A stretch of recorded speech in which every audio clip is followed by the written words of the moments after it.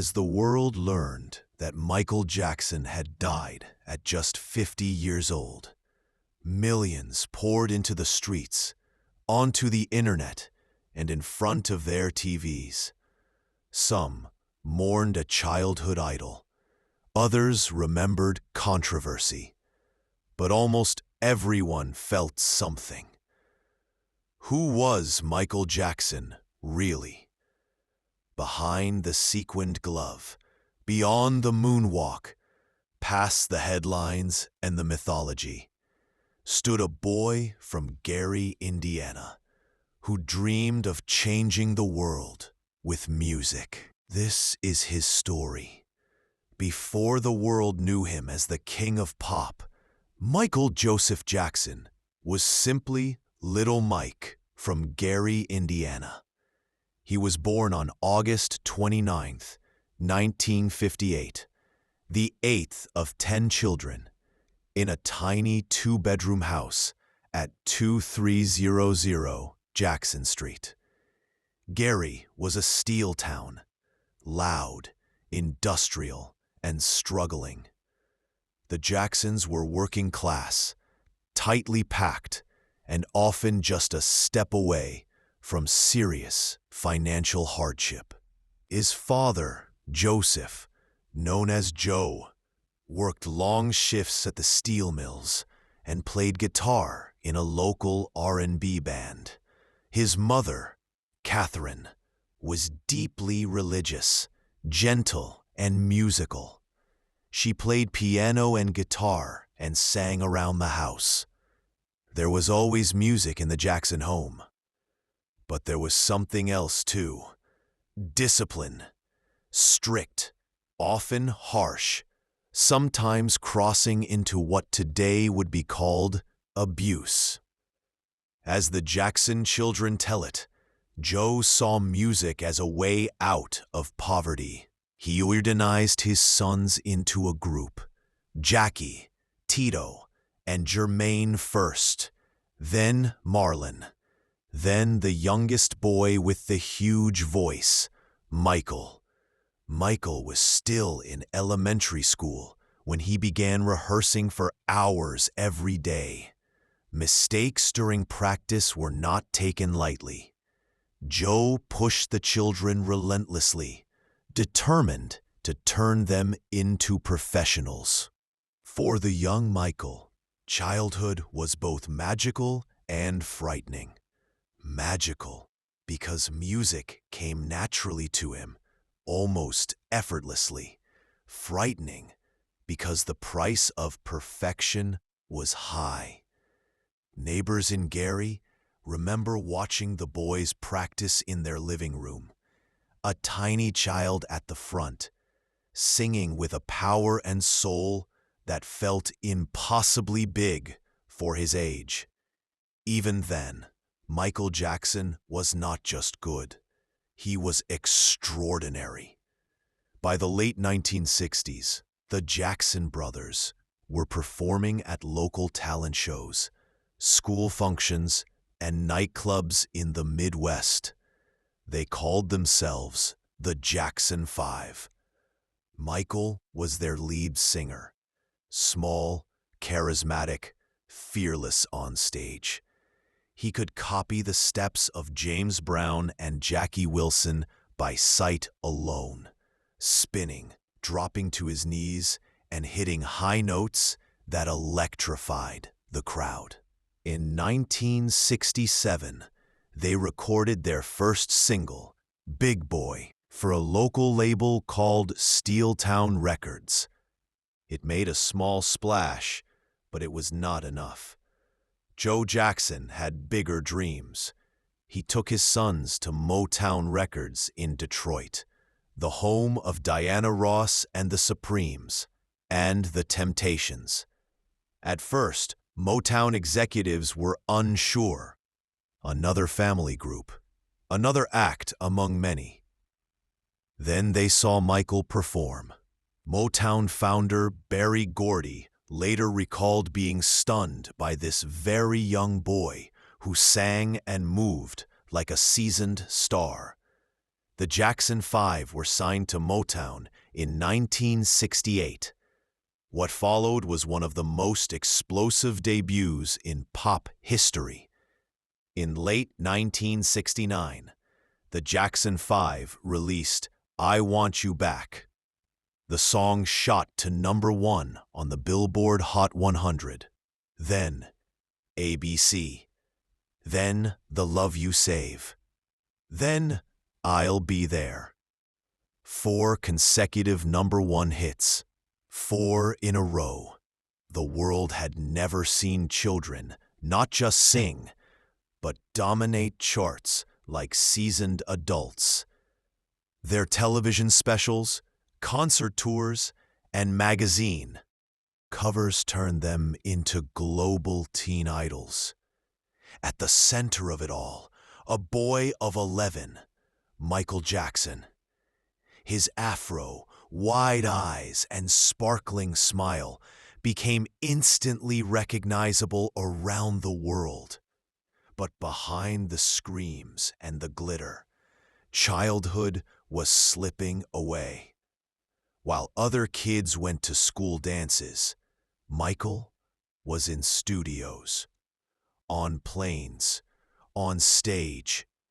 He later described crying alone, watching other children play outside.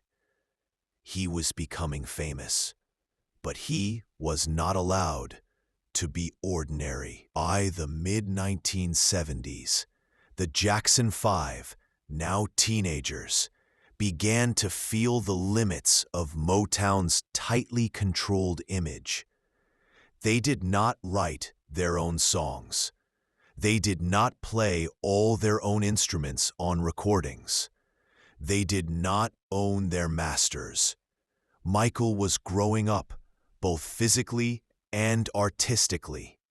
He wanted more creative freedom, to write, to experiment, to break outside the formula of bubblegum pop. In 1975, the Jacksons left Motown and signed with Epic Records. Because of legal issues, Jermaine stayed with Motown, and the group, now including younger brother Randy, became simply the Jacksons. They released albums, toured the world, and appeared in TV variety shows. Michael also began exploring projects on his own, acting in the film The Wiz in 1978, playing the Scarecrow alongside Diana Ross. On the set of The Wiz, he met producer Quincy Jones, a meeting that would change music history. Michael, now in his early 20s, was restless. He wanted to be taken seriously as an adult artist. He wanted to step out of the shadow of the Jacksons. He dreamed not just of success, but of greatness. He told friends he wanted to create the biggest selling album of all time. The world had seen Michael Jackson as a child star. He was ready to reinvent himself as something the world had never seen before. In 1979, Michael Jackson released Off the Wall, produced by Quincy Jones. It was his first major statement as an adult solo artist.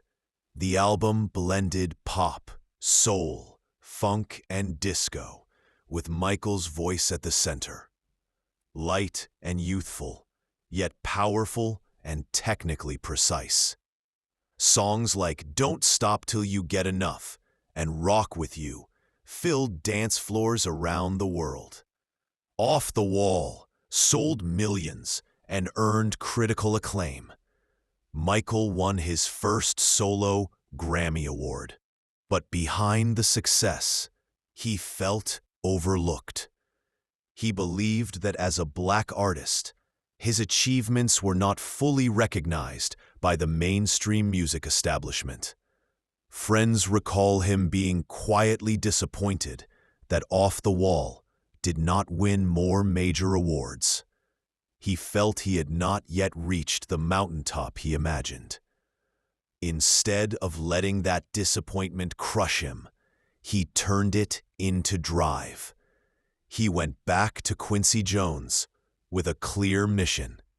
The next album would not just be good, it would be historic. Michael kept a notebook where he wrote his goals, including a simple but ambitious line: "I want this album to be the biggest selling album in the history of the industry."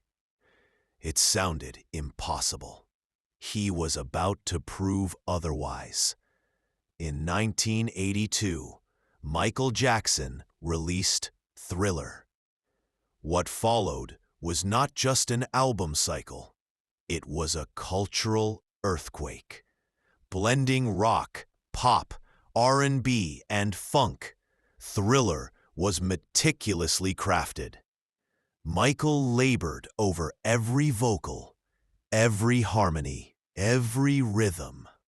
Quincy Jones brought in world-class musicians and songwriters. Together, they created a collection of songs with no obvious filler. But it was not just the music that made Thriller legendary. This was the dawn of MTV, a channel that played music videos around the clock, yet initially gave limited exposure to black artists. Michael Jackson helped change that. The videos for Billie Jean and Beat It were cinematic statements. Then, in December 1983, the 14-minute short film for Thriller arrived. A horror movie-inspired epic, complete with choreography that would become iconic. Thriller shattered records. It became the best-selling album of all time, with estimated sales eventually surpassing 70 million copies worldwide. It won 8 Grammy Awards in a single night. Michael Jackson was no longer just a star. He was a global phenomenon. In 1983, during the Motown 25 anniversary TV special, he performed Billie Jean and introduced a move that would be forever associated with his name: the moonwalk. In just a few seconds on live television, he seemed to glide backward across the stage, defying gravity. Overnight, the moonwalk became a worldwide obsession. Children tried to mimic it in their bedrooms. Dancers studied it. Legends were born. The press crowned him the King of Pop. He did not just accept the title, he lived up to it. And yet, as his fame grew to unimaginable levels, so did the pressure and the isolation. By the mid-1980s, Michael Jackson was the most famous entertainer on the planet. His face was everywhere: magazines, posters, commercials. His style influenced fashion: military jackets, white socks, penny loafers, a single jeweled glove. Yet for Michael, fame was a paradox. On one hand, it allowed him to travel the world, meet dignitaries and presidents, and perform in front of stadiums full of screaming fans. On the other, it took away any semblance of a normal life. He could not walk down the street without causing chaos. He could not go to a store, a movie theater, or a restaurant without being mobbed. He became more and more withdrawn, inviting people into his world on his own terms. In 1988, he purchased a sprawling ranch in Santa Barbara County, California, and named it Neverland, after the place in Peter Pan where children never grow up. Neverland was part amusement park, part zoo, part Fantasyland. There were rides, a train, a movie theater, and exotic animals. Michael filled it with things he felt he had missed as a child. Fun, laughter, and play. He invited sick children and underprivileged families to visit, believing the ranch could be a place of healing and joy. At the same time, his physical appearance began to change. Michael had suffered severe burns on his scalp in 1984 during the filming of a Pepsi commercial, when a pyrotechnic effect went wrong. He underwent surgeries and treatments that left him in chronic pain. Over the years, his skin tone lightened, his facial features changed. Rumors exploded. Plastic surgery, skin bleaching, self-hatred. Michael insisted that he suffered from vitiligo, a skin condition that causes loss of pigmentation, and that he had undergone some surgeries, but not to the extreme the media suggested. He spoke publicly about being deeply self-conscious and having been teased about his looks as a child. The tabloid press, however, found an endless source of headlines in his changing appearance. Speculation turned him into a target of ridicule and fascination. He was one of the most admired people in the world, and one of the most misunderstood. In 1987, 5 years after Thriller, Michael Jackson released Bad. The expectations were enormous. How do you follow the most successful album in history? Michael's answer was to push even harder. Bad produced a remarkable string of hits and became the first album in history to generate 5 number-1 singles on the Billboard Hot 100. Songs were accompanied by elaborate short films directed by some of Hollywood's biggest names, including Martin Scorsese. The Bad World Tour was his first solo world tour, and a record-breaking one. He sold out stadiums across the globe, from America to Europe to Asia. In some countries, the sheer size of the crowds caused security nightmares and emergencies. In concert, he was a force of nature, dancing with precision, singing live, commanding the stage with a mixture of vulnerability and power. Between shows, he continued to record, to write, and to give. He was one of the most charitable entertainers in history, donating millions to causes ranging from children's hospitals to HIV and AIDS research to disaster relief. But even as his public image remained one of superstardom and philanthropy, the intense spotlight and constant pressure were taking their toll. Friends and colleagues reported his increasing perfectionism, his insomnia, his dependence on prescription medications to cope with pain and anxiety. The larger his fame became, the smaller his private world felt. In 1991, Michael released Dangerous, an album that embraced the sound of the 1990s, fusing pop, with New Jack Swing and hip-hop-influenced production. He worked with producer Teddy Riley, among others, reinventing his sound for a new generation. The Dangerous era brought more elaborate short films, including Black or White, which premiered simultaneously in dozens of countries and featured cutting-edge visual effects and a message about racial unity.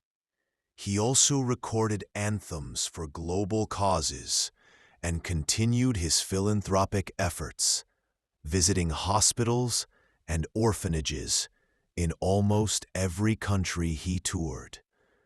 But the world around him was changing. The tabloid media was becoming more aggressive. Cable news was expanding. The internet was beginning to appear. Celebrity gossip was turning into its own form of entertainment.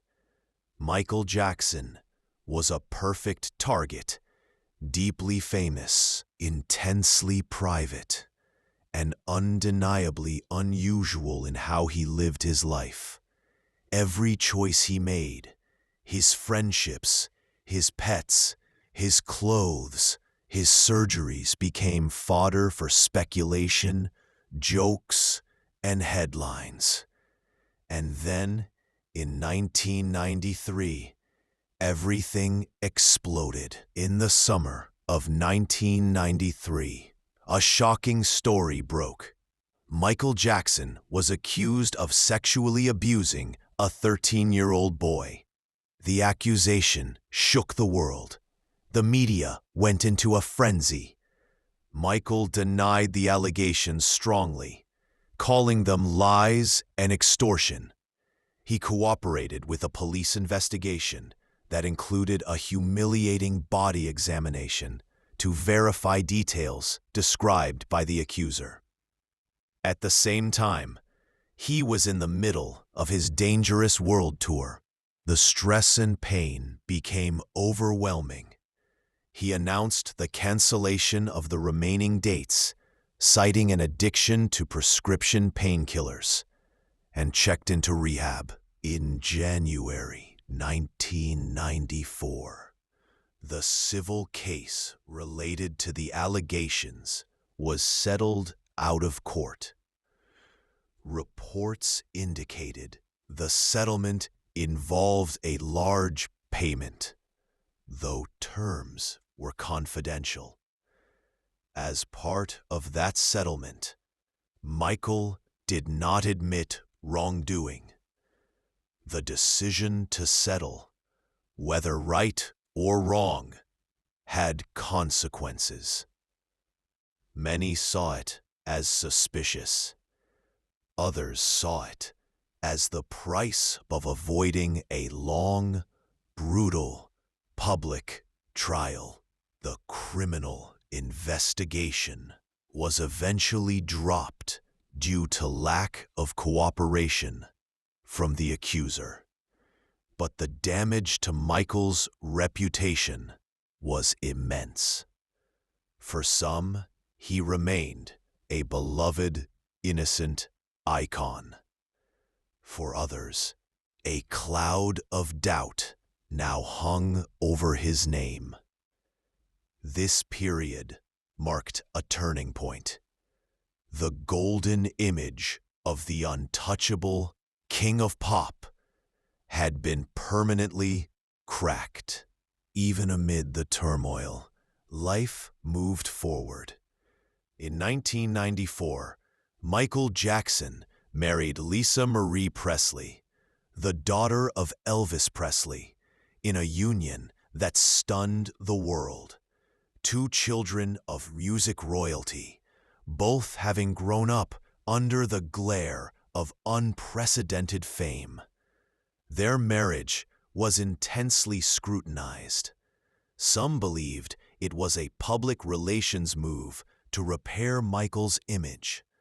Others thought it was a genuine connection, born from shared experience and trauma. They appeared together at award shows and in interviews, insisting their relationship was real. Yet beneath the surface, the pressures of fame, media intrusion, and Michael's complicated life were immense. They divorced in 1996, though both later said they remained close at various points. That same year, he released History, Past, Present, and Future, Book 1, a double album, part greatest hits, part new material. It was both a celebration and a defense. Many of the new songs addressed media injustice and the pain of false accusations. In 1996, Michael married Debbie Rowe, a nurse who had known him for years. Together, they had 2 children, Michael Joseph Jackson Jr., known as Prince, born in 1997, and Paris Michael Catherine Jackson, born in 1998. The couple later divorced, and Michael received full custody of the children. In 2002, he became a father for the 3rd time to Prince Michael Jackson II, known by the nickname Blanket in the media. The identity of the boy's biological mother was kept private. Fatherhood seemed to bring Michael profound joy. He often spoke of how much he loved being a dad, attempting to give his children the kind of childhood he felt he never had, filled with play, imagination, and protection from the outside world. But once again, controversy found him. In 2002, while staying in Berlin, he briefly held his young son over a balcony, showing him to cheering fans below with a cloth partially covering the child's face. The moment, captured on camera, led to outrage and accusations of irresponsibility. Michael later called it a terrible mistake and said he became caught up in the excitement. To many, it was another piece of evidence that Michael Jackson did not live by ordinary rules. In 2001, Michael released Invincible, his first studio album of new material in a decade. Though it debuted at #1 in multiple countries and sold millions, it failed to reach the towering commercial heights of his earlier works. Behind the scenes, Michael's relationship with his record label had deteriorated. He publicly accused Sony Music of failing to promote his album properly and of exploiting artists, especially black artists. He appeared at rallies calling the industry racist and corrupt. Financial troubles were also building. Maintaining Neverland, funding large projects, and supporting an extended family and entourage were extremely expensive. Years of legal battles and halted projects took their toll. Still, fans around the world continued to support him passionately. He was celebrated at the 2001 30th anniversary concerts in New York, where he performed with his brothers and other top artists appeared in his honor. But another storm was on the horizon, one that would prove even more devastating than 1993. In 2003, British journalist Martin Bashir released a television documentary titled Living with Michael Jackson. The film was billed as an intimate, months-long look inside Michael's life.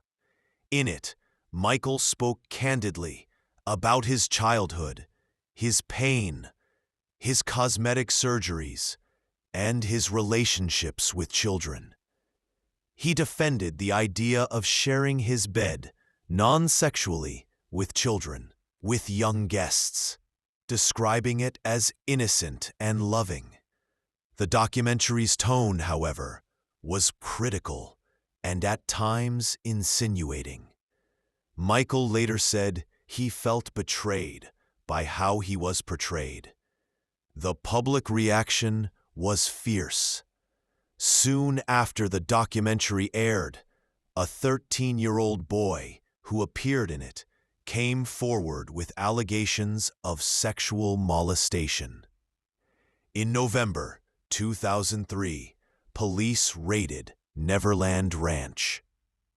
Michael Jackson was arrested and charged with multiple counts related to child molestation and providing alcohol to a minor. The world watched as one of the most famous men alive went on trial. For months in 2005, the court in Santa Maria, California, became the center of global attention. The prosecution presented witnesses and evidence attempting to prove that Michael had abused the boy. The defense attacked the credibility of the accusers, framing the case as an attempt to extort money from a wealthy celebrity.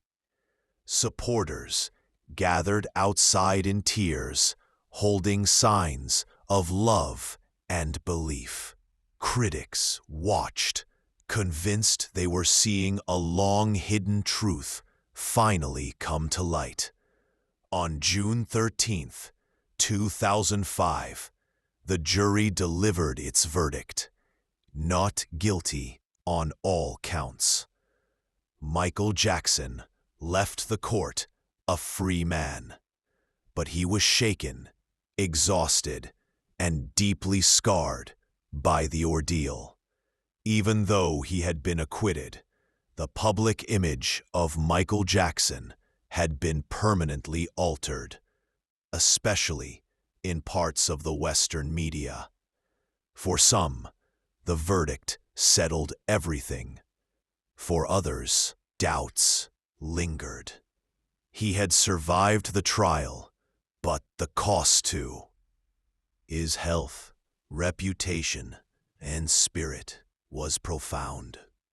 After the 2005 trial, Michael largely withdrew from American public life.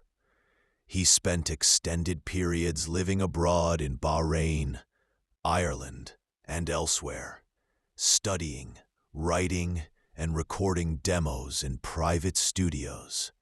He appeared occasionally at award shows and charity events, but avoided the intense spotlight that had once defined his life. Neverland Ranch, once his sanctuary and symbol of eternal childhood, was effectively abandoned. He never lived there again. The ranch, once full of animals and rides, fell silent. Financial challenges worsened. Faced with mounting debts, Michael leveraged and eventually sold part of his valuable stake in music publishing catalogs, assets he had acquired years earlier that included rights to thousands of songs. Behind the headlines and rumors, he tried to provide a stable life for his children. They were often seen wearing masks in public, an attempt, he said, to protect their identities and allow them some degree of normalcy. At home, he taught them about art, music, and the importance of compassion and charity. In private, friends described him as gentle, loving, and still deeply passionate about music. Yet he remained haunted by the past, the accusations, the trial, and a sense that his public image had been permanently stained. Still, a part of him yearned to return to the stage. He would say performing was where he felt most alive, most understood. For a man who had spent nearly his entire life in front of an audience, the idea of never performing again was unthinkable. And so, as the first decade of the 2000s drew to a close, plans began for a comeback. One more grand spectacle that would remind the world of who Michael Jackson really was as an artist. In March 2009, at London's O2 Arena, Michael Jackson appeared before thousands of fans and international media to make a major announcement. He revealed a series of concerts titled "This Is It," a run of shows that would take place in London beginning in July 2009. At first, only 10 shows were announced. Due to massive demand, the number grew to 50. It was marketed as a final curtain call, his farewell to the stage. Rehearsals began in Los Angeles. Dancers from around the world auditioned for the chance to perform with him. A new band was assembled. Sets, costumes, and cutting-edge effects were designed. Footage from those rehearsals, later released in the documentary Michael Jackson's This Is It, showed a man still deeply involved in every detail. The song arrangements, the stage cues, the lighting. He cracked jokes, corrected choreography, sang with power, and chased perfection. But behind the scenes, there were concerns about his health. Michael had long struggled with insomnia and chronic pain. He was under the care of Dr. Conrad Murray, a private physician who was paid a substantial monthly fee to attend to him. To sleep, Michael was reportedly being given powerful medications, including the surgical anesthetic propofol, something normally used only in operating rooms, not in private homes.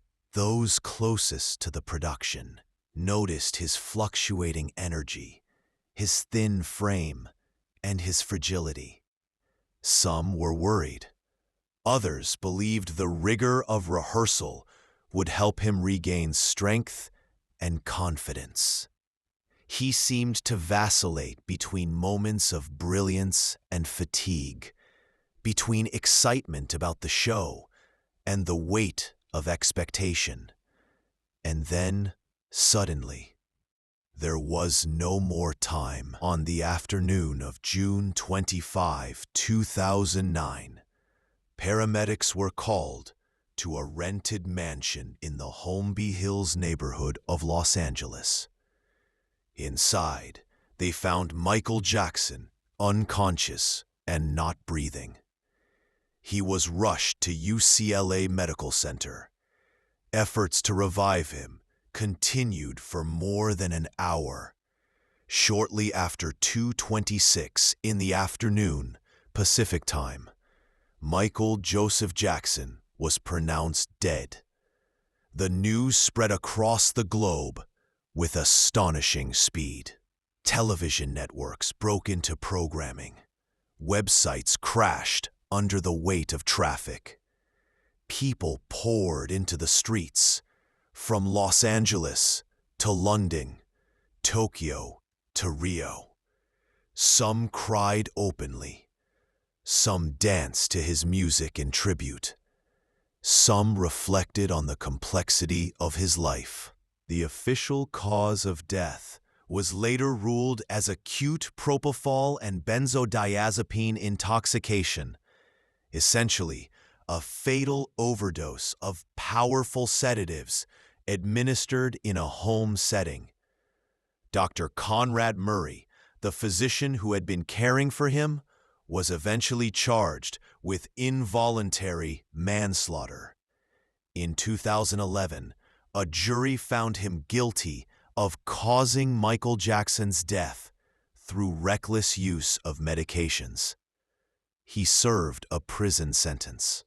Michael Jackson's death ended a life lived in extremes: extreme talent, extreme fame, extreme scrutiny, extreme pressure.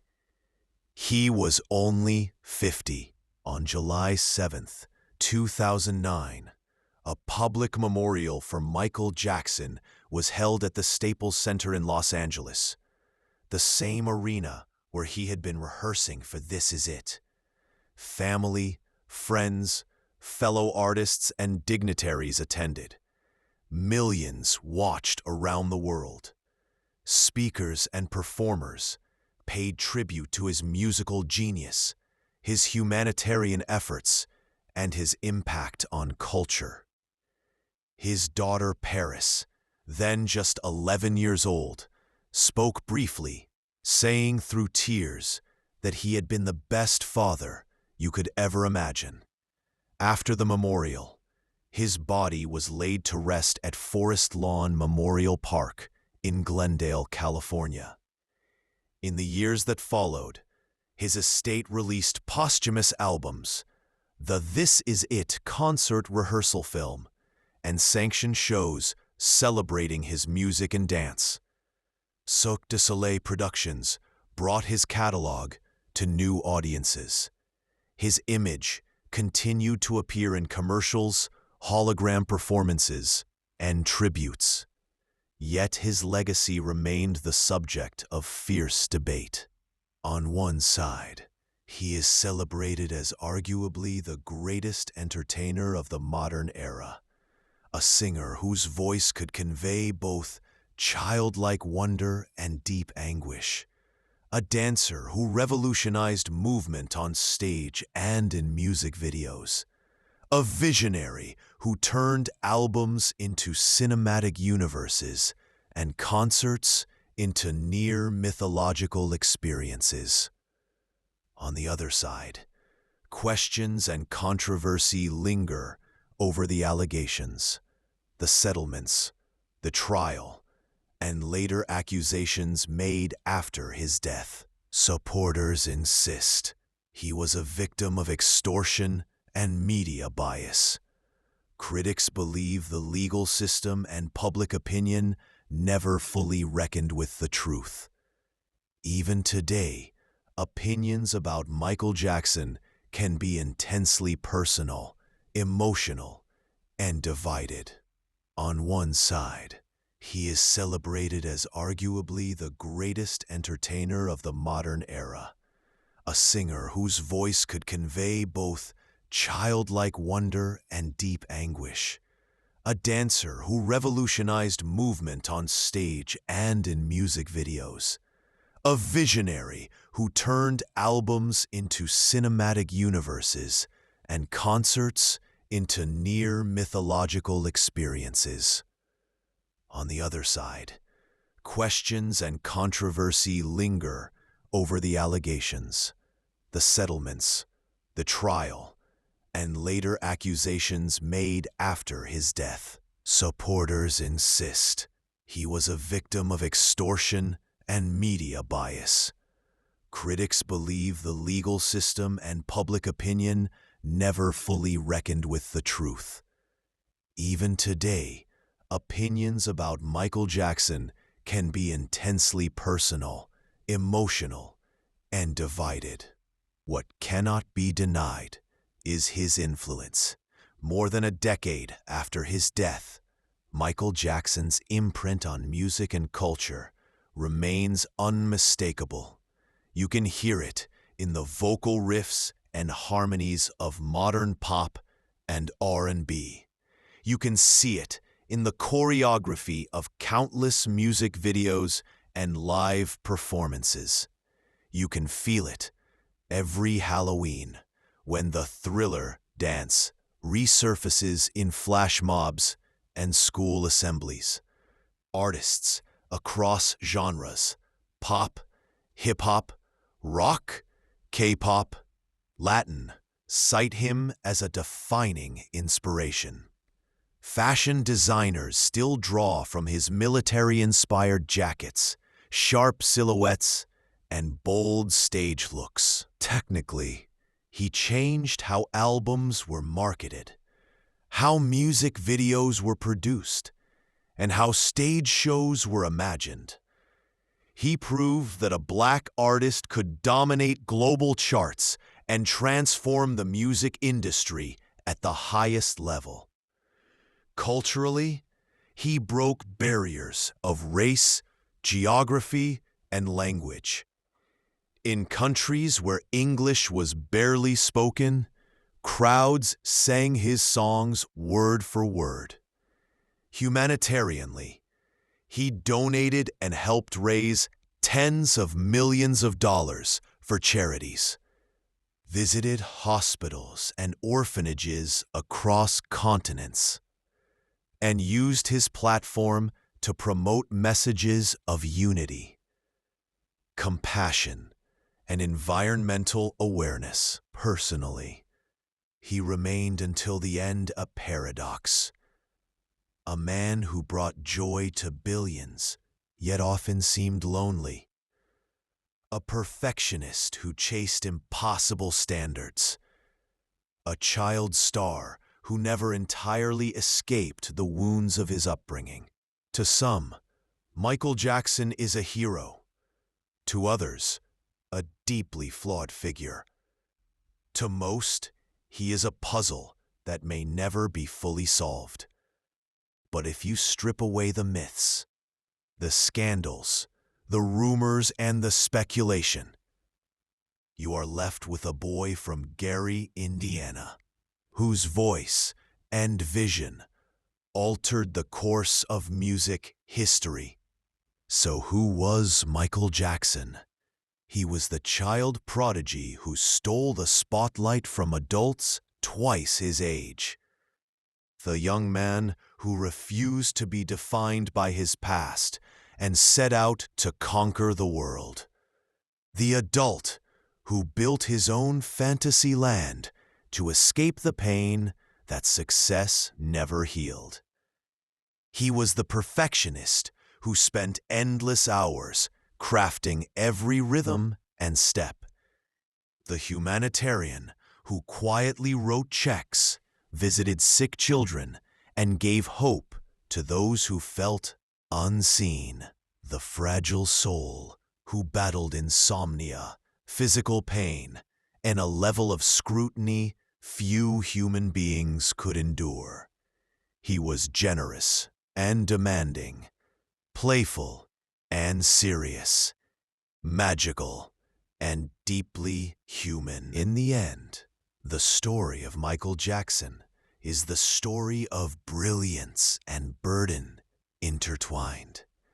It asks difficult questions about fame, power, race, trauma, and the price of being placed on a pedestal from childhood. It reminds us that behind every legend is a person, complicated and imperfect. Yet when the lights go down and his music plays, something simple happens. People smile, they dance, they remember a time, a place, a feeling. For all the noise that surrounded his life, the clearest statement Michael Jackson ever made was through his art. And that art continues to speak to children